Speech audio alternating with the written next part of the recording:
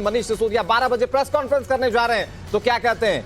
ये सबसे बड़ा सवाल इस वक्त की बड़ी खबर आपको बता दें। सीबीआई रेड के बाद मनीष सिसोदिया की प्रेस कॉन्फ्रेंस दोपहर 12 बजे ये प्रेस कॉन्फ्रेंस होनी है। सुखबुकाहट इस बात की है कि अब पूरे मामले में इन्फोर्समेंट डायरेक्टरेट एक्शन में आ सकती है और ऐसे में मनीष सिसोदिया की ओर से ये प्रेस कॉन्फ्रेंस में क्या कहा जाता है। देखिए, बहुत कुछ आप इस तौर पर भी समझ सकते हैं कि जब 14 घंटे के बाद सीबीआई की टीम निकली तो रिएक्शन सामने आए सीबीआई को कोसने वाले।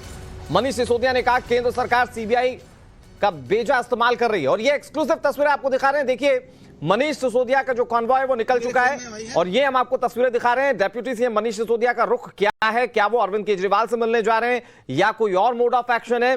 दोपहर 12 बजे प्रेस कॉन्फ्रेंस होनी है और ये सीबीआई की कार्रवाई के बाद सबसे बड़ी प्रेस कॉन्फ्रेंस कही जा सकती है, जिसमें मनीष सिसोदिया अपने ऊपर लग रहे आरोपों पर हो सकता है कि क्लैरिफिकेशन दे, क्योंकि कल आम आदमी पार्टी के नेता शिक्षा नीति और स्वास्थ्य नीति की बात करते हुए नजर आए। ये तस्वीर उस वक्त की जब मनीष सिसोदिया अपने घर से बाहर निकल रही थी। एक्सक्लूसिव फुटेज है जो टाइम्स नाउ नवभारत आपको दिखा रहा है। ये उनका काफिला, उनकी गाड़ी जिसमें मनीष सिसोदिया आगे बैठे हुए हैं, आपको दिख रहे हैं पीली शर्ट में, बहुत सहज हाव भाव के साथ नजर आ रहे हैं, लेकिन सवालों का जवाब उन्हें देना होगा। हो सकता है कि जल्दी सीबीआई उन्हें समन करे, हो सकता है कि इस पूरे मामले में एनफोर्समेंट डायरेक्टरेट एक्शन में आए तो तमाम सवालों के जवाब उन्हें देने पड़ सकते हैं। लेकिन इन सब चीजों के बीच में बड़ी बात यह कि आज दोपहर 12 बजे मनीष सिसोदिया एक प्रेस कॉन्फ्रेंस करने जा रहे हैं। क्या भारतीय जनता पार्टी पर लगाए गए आरोपों से इतर वो कुछ कहते हैं या फिर उन आरोपों को फिर से दोहराया जाता है? क्योंकि दिल्ली की जनता उन 144 करोड़ को लेकर जवाब चाहती है, जिसको लेकर सवाल बीजेपी बार बार पूछ रही है। उन शराब की दुकानों को लेकर जवाब चाहती है दिल्ली की जनता, जिसे लेकर बीजेपी आरोप लगा रही है कि अपने करीबियों को दे दिया गया, ब्लैकलिस्टेड दुकानों को ठेका दिया गया, यह भी आरोप उन पर लग रहे थे। तो ऐसे में कई सवाल हैं जिसके जवाब देने होंगे मनीष सिसोदिया को। क्या जनता के फोरम में प्रेस कॉन्फ्रेंस के माध्यम से उन सवालों का जवाब वो पूरी तरह से देने की कोशिश करते हैं, या फिर कल से अब तक जो होता आ रहा है कि प्रेस कॉन्फ्रेंस बनाम प्रेस कॉन्फ्रेंस? क्योंकि कल आपने देखा किस तरीके से एक प्रेस कॉन्फ्रेंस आम आदमी पार्टी कर रही थी तो दूसरी प्रेस कॉन्फ्रेंस जो थी वो बीजेपी की ओर से की जा रही थी। आरोप प्रत्यारोप का सिलसिला जो था वो दिन भर चलता रहा, क्योंकि एक तरफ तो सीबीआई कार्रवाई कर रही थी, दूसरी तरफ आरोप प्रत्यारोप राजनीतिक तौर पर चलते रहे। इन सब चीजों के बीच में सबसे बड़ा सवाल यही है कि क्या मनीष सिसोदिया आज अपने ऊपर लगे आरोपों का जवाब 12 बजे होने वाली प्रेस कॉन्फ्रेंस में देते हैं। दो तस्वीरें इस वक्त टीवी स्क्रीन पर आपके सामने। दिल्ली के डिप्टी सीएम यानी कि उप मुख्यमंत्री मनीष सिसोदिया घर से निकले, 12 बजे प्रेस कॉन्फ्रेंस होनी है। वहां पर ये क्या कहते हैं, सबकी नजर इसी चीज पर टिकी हुई है। लेकिन Manish Sisodia centre of attraction है जांच एजेंसीज के लिए भी, आम आदमी पार्टी के लिए भी और भारतीय जनता पार्टी के लिए भी। सबकी निगाह इन पर टिकी हुई है। आम जनता तो जाहिर तौर पर सवालों का जवाब चाहती ही है। हमारे साथ हमारे सहयोगी गौरव जुड़े हुए हैं, जो कि उस वक्त मौजूद थे जिस वक्त मनीष सिसोदिया का कॉन्वॉय यानी कि काफिला उनके घर से बाहर निकला। मनीष, इस वक्त आपने जो तस्वीरें देखी वो तस्वीरों को लेकर क्या बताइएगा? कहां निकले मनीष सिसोदिया? कोई कार्यक्रम है जो गाड़ी यहाँ पर एक देखिए, मनीष सिसोदिया की एक प्रेस कॉन्फ्रेंस जो है वो 12 बजे होनी है मनीष सिसोदिया के आवास पे ही। हालांकि उससे पहले मनीष सिसोदिया जो है वो घर से निकले और अपने सरकारी वाहन, उसी वाहन में, उसी इलेक्ट्रॉनिक व्हीकल में जिसकी कल जांच जो है वो सीबीआई के अधिकारी कर रहे थे, यानी कि उसमें से कुछ कागज पत्र जो है वो निकाल रहे थे, दस्तावेज जो है वो निकाल रहे थे। और उसके बाद जिस तरह से मनीष सिसोदिया जो है वो निकले, हलचल जरूर जो है वो मनीष सिसोदिया के घर पर नजर आई है। हालांकि मनीष सिसोदिया कहाँ गए हैं इसके बारे में कोई जानकारी नहीं दी गई है, क्योंकि बताया जा रहा है कि अपने व्यक्तिगत काम से मनीष सिसोदिया जो है यहाँ से निकल कर गए हैं। हालांकि चूंकि उन्हें 12 बजे प्रेस कॉन्फ्रेंस जो है वो यहीं पर अपने सरकारी आवास पर करनी है, तो ऐसे में जाहिर तौर पर मनीष सिसोदिया जो है 11:15 के आसपास कभी भी यहाँ पर वापस आ सकते हैं। और सवाल अब यही है कि जिस तरह से कल जांच हुई, जो दस्तावेज और इलेक्ट्रॉनिक आइटम्स, गैजेट जो हैं जो सीज किए हैं सीबीआई ने और अपने सीजर मेमो में उनको लिखा है, दर्ज किया है, जितना पूरा इलेक्ट्रॉनिक डेटा डंप किया है, उन सभी के बारे में और किस तरह की कार्रवाई रही, क्या पूछताछ भी हो सकता है उसके बारे में लिखे। और जिस तरह से बीजेपी लगातार हमलावर रही है, न्यूयॉर्क टाइम्स में छपे हुए आर्टिकल से लेकर और तमाम मनीष सिसोदिया की इन बातों पर कि वो चूंकि शिक्षा के लिए अच्छा काम कर रहे हैं और ऐसे में उन पर यह कार्रवाई हो रही है, इन सभी बातों पर जो है मनीष सिसोदिया अपना पक्ष जो है वो रखेंगे। दिल्ली के उप मुख्यमंत्री मनीष सिसोदिया जो है उनके पास तमाम मंत्रालय हैं, उनके पास शिक्षा मंत्रालय भी है, तो साथ ही साथ आबकारी भी है।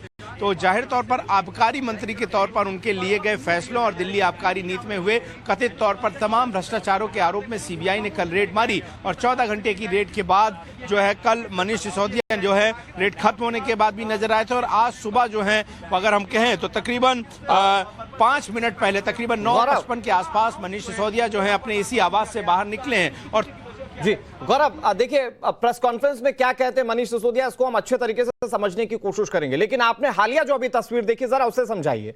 मनीष सिसोदिया जिस वक्त घर से बाहर निकले, उनकी चाल डाल कैसी थी, बॉडी लैंग्वेज क्या नजर आ रहा था, क्या सीबीआई की ओर से जो कार्रवाई की गई वो किसी तरह का कोई दबाव उन पर दिख रहा था इस चीज का, और साथ ही साथ ये भी समझाने की कोशिश कीजिए कि क्या आम आदमी पार्टी के बड़े नेताओं के साथ इस वक्त मनीष सिसोदिया मुलाकात करके प्रेस कॉन्फ्रेंस करेंगे, क्या इसकी भी सुगबुगाहट है? देखिए अभी जो कि वो घर से निकले हैं तो हमें थोड़े वक्त का इंतजार करना होगा, क्योंकि यहाँ से कोई आधिकारिक सूचना मनीष सिसोदिया के ऑफिस से नहीं दी गई है। मिलने किससे जा रहे हैं, हो सकता है कि मिलने जाए। हालांकि जाहिर तौर पर अगर हाव भाव की बात करें तो जिस तरह की रेड पड़ी कल 31 स्थानों पर सीबीआई के द्वारा, जिसमें तमाम एक्साइज के अधिकारी, प्राइवेट कंपनियों के अधिकारी और मनीष सिसोदिया खुद, ऐसे में जाहिर तौर पर एक दबाव जो है वो दिखाई देता है, क्योंकि उससे आप इनकार नहीं कर सकते हैं कि जब आप एक उप मुख्यमंत्री के तौर पर, एक चुनी हुई सरकार के उप मुख्यमंत्री के तौर पर, शिक्षा मंत्री के तौर पर तमाम बातों को कहते हैं और उसकी तमाम प्रशंसाएं भी होती हैं, आलोचनाएं भी होती हैं, लेकिन इस तरह से कल जिस तरह से सीबीआई ने छापा डाला, जाहिर तौर पर उसकी एक जो थकान है, उसका एक जो दबाव है वो हाव भाव में दिखाई देता है। लेकिन किस तरह के तेवर में मनीष सिसोदिया नजर आएंगे वो जाहिर तौर पर 12 बजे की प्रेस कॉन्फ्रेंस में ज्यादा साफ तौर पर नजर आएगा। ठीक है गौरव, इन तमाम सवालों को लेकर एक बार फिर से मैं आपका रुख करूंगा, लेकिन मनीष सिसोदिया से जब बात करने की कोशिश की गई तो उन्होंने अपनी प्रेस कॉन्फ्रेंस के बारे में जानकारी दी कि वो 12 बजे प्रेस कॉन्फ्रेंस कर रहे हैं। अपने दर्शकों को वो दिखा देते हैं। अभी थोड़ा कुछ थोड़ा बहुत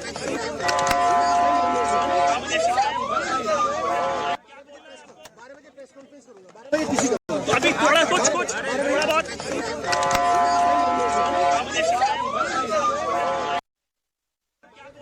देखिए जल्दबाजी होती है क्योंकि मीडिया के कैमरे लगातार इंतजार कर रहे थे मनीष सिसोदिया के, वो बाहर निकले तो कोशिश की गई सवाल पूछा जाए। उन्होंने कहा 12 बजे प्रेस कॉन्फ्रेंस करें, यानी कि सब कुछ अब 12 बजे की प्रेस कॉन्फ्रेंस पर निर्भर करता है कि आगे स्टेप क्या होगा आम आदमी पार्टी का और मनीष सिसोदिया का खास तौर पर। लेकिन गौरव मुझे यह बताइए, कल जब इस पूरे मामले को लेकर आम आदमी पार्टी से सवाल जवाब होते रहे तो बात होती रही न्यूयॉर्क टाइम्स की, बात होती रही शिक्षा नीति की, बात होती रही स्वास्थ्य नीति की, यानी कि मामला पूरी तरह से पॉलिटिकल होता हुआ नजर आया कल के दिन में। आज क्या मनीष सिसोदिया अपने ऊपर लगे आरोपों पर किसी तरह की कोई सफाई जनता के सामने रख सकते हैं? बिल्कुल देखिए रख सकते हैं, और देखिए इसको इस संदर्भ में देखना बहुत जरूरी होगा कि हिमाचल प्रदेश और गुजरात में जो है चुनाव है और दोनों ही जगह भारतीय जनता पार्टी की सरकार है, और कहीं ना कहीं अपनी बिजली, पानी और शिक्षा के तमाम दिल्ली सरकार की नीतियों को लेकर ही आम आदमी पार्टी जो है वो गुजरात और हिमाचल जा रही है। और जिस तरह से जांच तो आबकारी नीति को लेकर हुई, लेकिन आम आदमी पार्टी ने उसे शिक्षा नीति से जोड़ा, तो जाहिर तौर पर यह दिखाता है कि वो एक आमना सामना करना चाहती है भारतीय जनता पार्टी की सरकार से हिमाचल और गुजरात में इन नीतियों को लेकर, और ये दिखाना चाहती है कि शिक्षा की नीतियों पर, उसके कामकाज को लेकर ही जो है, उसकी बढ़ती लोकप्रियता को लेकर ही केंद्र सरकार जो है वो केंद्रीय जांच एजेंसियों का दुरुपयोग कर रही है और छवि धूमिल करने की कोशिश कर रही है। हमने मुख्यमंत्री अरविंद केजरीवाल को सुना, हमने कल उप मुख्यमंत्री मनीष सिसोदिया को सुना, संजय सिंह, राजू चड्ढा, सौरभ भारद्वाज, तमाम नेता जो है वो बोलते रहे, सभी ने शिक्षा नीति को जो है वो बीच में रखा। उन्होंने कहा हम छात्रों का भविष्य बना रहे हैं। तो देखिए ये बहुत बड़ा मसला है, क्योंकि अगर लगातार इस तरह से आम आदमी पार्टी सरकार के तमाम मंत्री जांच के घेरे में आते रहेंगे, जैसे कि सत्येंद्र जैन जेल में गए, उनसे सभी मंत्रालय ले लिए गए, वो मंत्री पद के ओहदे पे तो है, उसके बाद उप मुख्यमंत्री मनीष सिसोदिया तक जांच की आंच पहुंचना, जाहिर तौर पर एक परसेप्शन जो है वो क्रिएट होता ही होता है जनता के बीच में,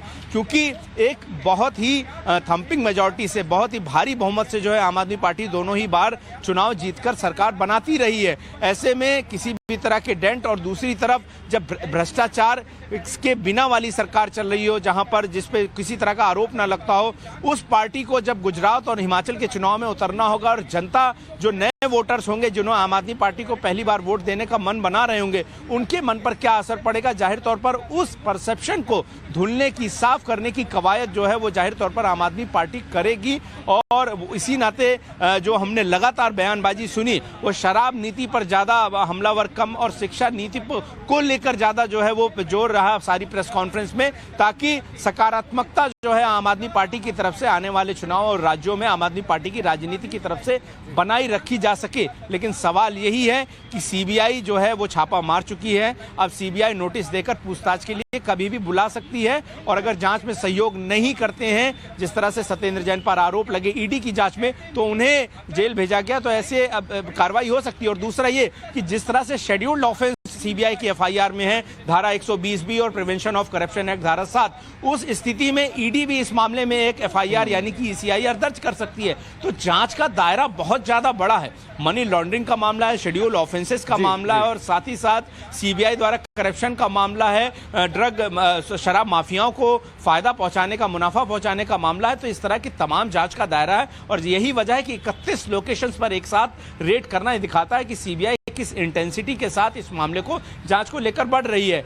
किस तरीके से अब बचाव जो है उप मुख्यमंत्री मनीष सिसोदिया इस पूरे मामले में रखेंगे, ये देखने वाली बात होगी। लेकिन जाहिर तौर पर अभी मनीष सिसोदिया बाहर निकले हैं, उम्मीद होगी कि 11:15 साढ़े 11 बजे तक वो संभवतः वापस आ जाए, क्योंकि 12 बजे यहीं पर एक प्रेस कॉन्फ्रेंस उनके द्वारा रखी गई है। और कोशिश सभी मीडिया कर्मियों की रहेगी कि जिस तरह की जांच चल रही है और जिस तरह से जांच में अब खुलासे होना शुरू हुए हैं, तमाम शराब कंपनियों के अधिकारियों के नाम जो हैं इस एफआईआर में हैं, तमाम आरोप जो लग रहे हैं, 1 करोड़ का फायदा पहुंचाने का एक कंपनी को आरोप लग रहा है, और सभी जगहों पर छापे पड़े, जो इलेक्ट्रॉनिक डेटा जो है डंप करके पूरा सीबीआई ले गई, फोन ले गई, लैपटॉप ले गई, एक दस्तावेजों को। तो जाहिर तौर पर अब बहुत ज्यादा सवाल जो हैं वो मुख्यमंत्री मनीष सिसोदिया भी होंगे, और जाहिर तौर पर अपनी राजनीतिक छवि को उसी तरह से बरकरार रखने के लिए भी पूरी कोशिश मनीष सिसोदिया के द्वारा इस प्रेस कॉन्फ्रेंस में होगी। ठीक है गौरव, आपने बहुत अच्छे तरीके से समझाया। एक पहलू जो आपने जोड़ा कि सीबीआई की 14 घंटे की कल की कार्रवाई और उसके बाद अब ईडी का एक्शन, मैं थोड़ा सा उस पर भी समझने की कोशिश करूंगा। 2 मेहमान हमारे साथ जुड़ गए, उनको पहले इंट्रोड्यूस करवा देता हूं।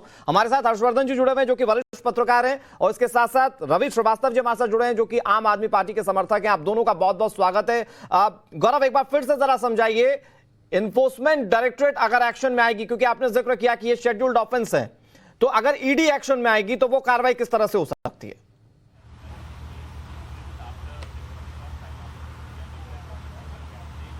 लोगों को लगता है कि सिर्फ मनी लॉन्ड्रिंग के मामलों में जो है वो प्रवर्तन निदेशालय जांच करती है, लेकिन अगर हम पीएमएलए कानून को देखें जो कि 2005 में अस्तित्व में आया, उसमें 2 तरह के ऑफेंसेस का वर्णन है। पहला है शेड्यूल्ड ऑफेंसेस और दूसरा है ऑफेंसेस ऑफ मनी लॉन्ड्रिंग।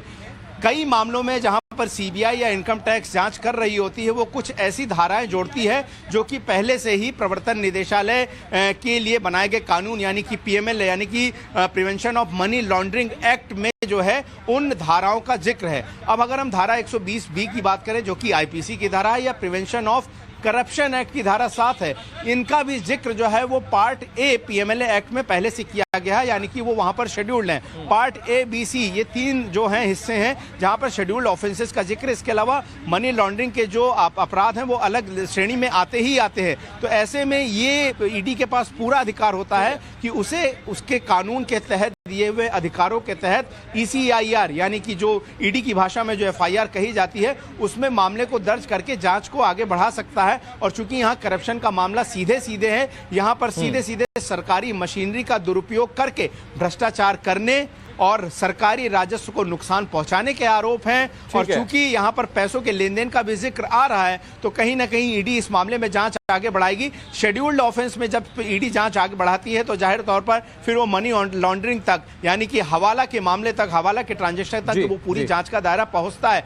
इसी वजह से ये कहा जा रहा है कि सीबीआई के बाद ईडी का आना जो है कोई बड़ी बात नहीं होगी।